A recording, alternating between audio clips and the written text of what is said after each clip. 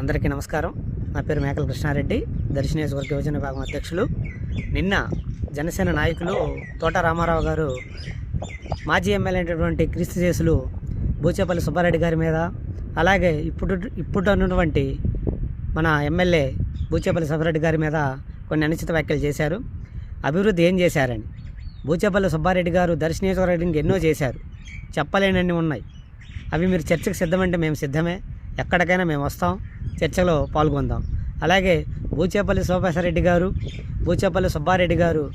చేసిన అభివృద్ధిని చూసే మళ్ళీ ఈరోజు బూచేపల్లి సుబ్బారెడ్డి గారికి ఈరోజు దర్శి ప్రజలు పట్టం కట్టారు. అది మీరు గమనించాలి. అలాగే కాపులని జగన్మోహన్ రెడ్డి గారు మోసం చేశారని చెప్పారు. మీ ఈటీవీ ఛానల్లోని యూట్యూబ్లో కాపు నేస్తం జగనన్న అని మీరే కొట్టండి. అందులో కాపు సోదరులకి, కాపు సోదరి మనులందరికీ అకౌంట్లు ఎంతెంత వచ్చాయో మీరే గమనించాలి. మీరు ఎవరో చేసిన స్క్రిప్టు మీరు ఇక్కడికి వచ్చి చదివితే అది ఏమాత్రం సరికాదు. మీరు ఇలా మాట్లాడడం అందున దర్శి ప్రజలు చూస్తూ ఉంటారు.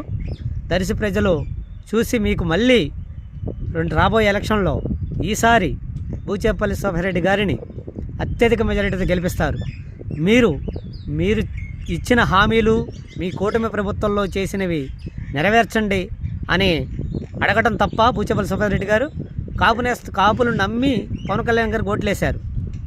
కాపులకు ఏం చేశాడని అడిగాడు, అంతే తప్ప కాపులని కించపరిచే విధంగా బూచేపల్లి సుబ్బారెడ్డి గారు మాట్లాడలేదు.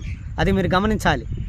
ఇలా ఇప్పటికైనా మీరు బుద్ధి తెచ్చుకొని మీరు అమలు చేసినటువంటి సూపర్ 6 పథకాలు, అబద్ధాల హామీలు ఇచ్చి మీరు ఈరోజు ఇంకా అధికారంలోకి వచ్చారు, అవి నెరవేర్చండి.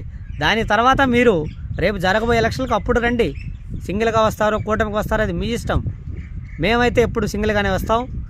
ఈసారి కూడా గెలిచేది దర్శి నియోజకవర్గంలో బూచేపల్లి సుబ్బారెడ్డి గారే. అది గమనించుకోవాలని సమన్యంగా కోరుకుంటున్నాను.